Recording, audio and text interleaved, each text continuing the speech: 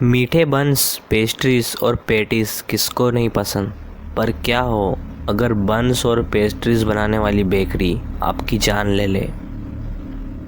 रीटा एक content creator थी और वो नए नए कैफ़ेज़ और रेस्टोरेंट बेकरी में जाकर फूड व्लॉगिंग और रिव्यू किया करती थी। उसकी लाइफ में सब कुछ अच्छा चल रहा था। एक दिन घर पर कोई नहीं था और उसे अपने 12 साल के छोटे भाई को स्कूल से पिकअप करना था। उसी दिन उसे दिलखुश बेकरी के खाने को रिव्यू करने का ईमेल आया। रीटा उस बेकरी को रिव्यू करने के लिए काफ़ी एक्साइटेड थी क्योंकि वो पहली इंसान थी जो इस बेकरी को रिव्यू करने वाली थी। स्कूल की छुट्टी हुई और रीटा डैरेन को लेकर उस बेकरी की तरफ निकल पड़ी। डैरेन जो स्कूल से थका हुआ आया था, वो अपनी बहन को बार बार घर जाने के लिए बोल रहा था, लेकिन रीटा के फॉलोअर्स पिछले एक महीने में काफ़ी कम हो गए थे, तो उसे उस बेकरी पर वीडियो बनाना बहुत इम्पोर्टेंट था। तो रीटा डैरेन को बार बार अलग अलग तरह की बातें कहकर चुप कराकर गाड़ी चलाए जा रही थी। मेन रोड से हटकर वो लोग कच्चे रास्ते पर काफ़ी देर से गाड़ी चला रहे थे और अब उन्हें फाइनली दूर से वो बेकरी दिखने लगी थी।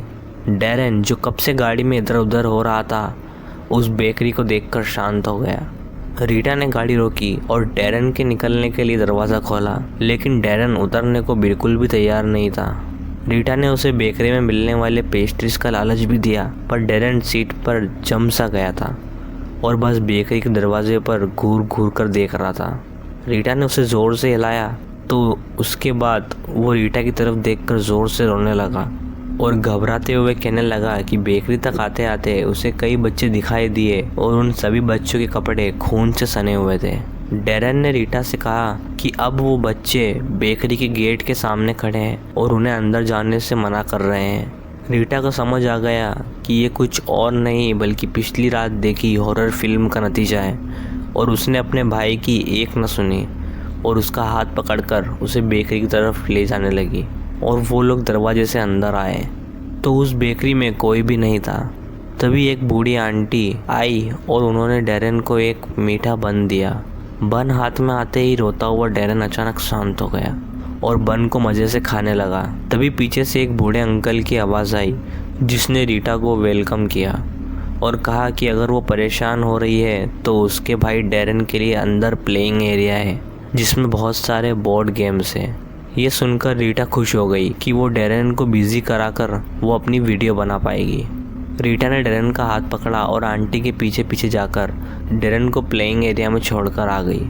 वो बेकरी बहुत ही सुंदर थी जिसमें पुरानी और महंगी चेयर्स, शानदार टेबल्स, शानदार लाइट्स सब थी, पर पता नहीं क्यों वो रीटा के कैमरे में अजीब सा दिख रहा था। जब वीडियो बनाकर उसने रिप्ले करके देखा तो उसमें कुछ बच्चे की परछाइयाँ दिखाई दी, जिसके बाद वो फ़ोन एकदम से स्विच ऑफ हो गया।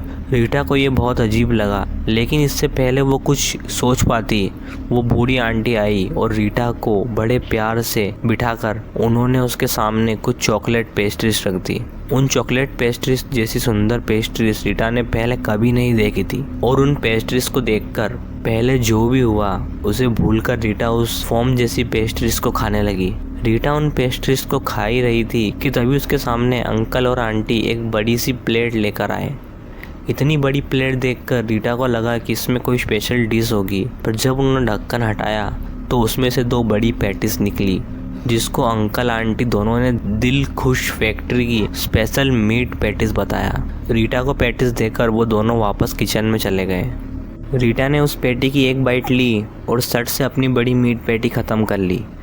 उसको समझ ही नहीं आ रहा था कि कोई इतनी टेस्टी पैटीज कैसे बना सकता है। तभी उसे याद आया कि वो खाने पीने में इतनी मगन हो गई थी कि वो अपने छोटे भाई डैरेन के बारे में तो भूल ही गई थी। उसने सोचा कि वो ये बची हुई पैटी डैरेन को जाकर खिला देगी। तो रीटा प्लेइंग एरिया में पहुंची तो उसने देखा कि डैरेन वहाँ था ही नहीं। रीटा उसे पूरी बेकरी में ढूंढने लगी, पर वो कहीं मिल ही नहीं रहा था। उसे ढूंढती हुई रीटा जब बेकरी के किचन में पहुंची तो वो दंग रह गई। उसने देखा कि वो बूढ़े अंकल एक इंसान के दिल को एक चाकू से छोटे छोटे टुकड़ों में काटकर एक प्लेट में रख रहे थे और आंटी उन्हीं टुकड़ों को पैटीज में भर रही थी। तभी उसे एक किचन के कोने में अपना छोटा भाई दिखाई दिया जो बेजान सा वहाँ पड़ा हुआ था।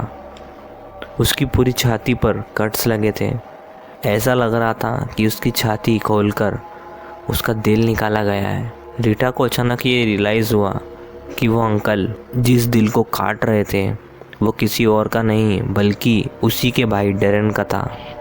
ये सब देखकर रीटा की सांस ही रुक गई और उसके मुंह से अचानक एक चीख निकली।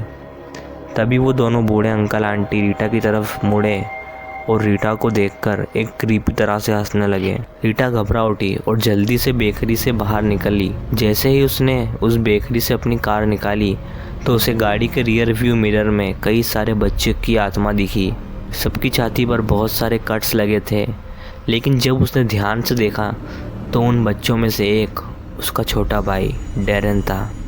डेरेन का चेहरा देख रीटा का रोना छूट गया और मेन रोड पर पहुंचते ही उसकी गाड़ी का एक्सीडेंट हो गया। रीटा को हॉस्पिटल में 2 दिन बाद होश आया और उसको होश आते ही उसके मॉम डैड फूट फूट कर रोने लगे। उन्होंने रीटा को बताया कि डेरेन उसके एक्सीडेंट के दिन से मिसिंग है और कहीं नहीं मिल रहा है। इस पर रीटा ने दिलखुश बेकरी में जो कुछ हुआ वो सब कुछ बताया। दिलखुश बेकरी का नाम सुनते ही रीटा के पेरेंट्स का दिल दहल गया, क्योंकि रीटा के डैड ने बताया कि दिलखुश बेकरी को बंद हुए 15 साल हो चुके हैं।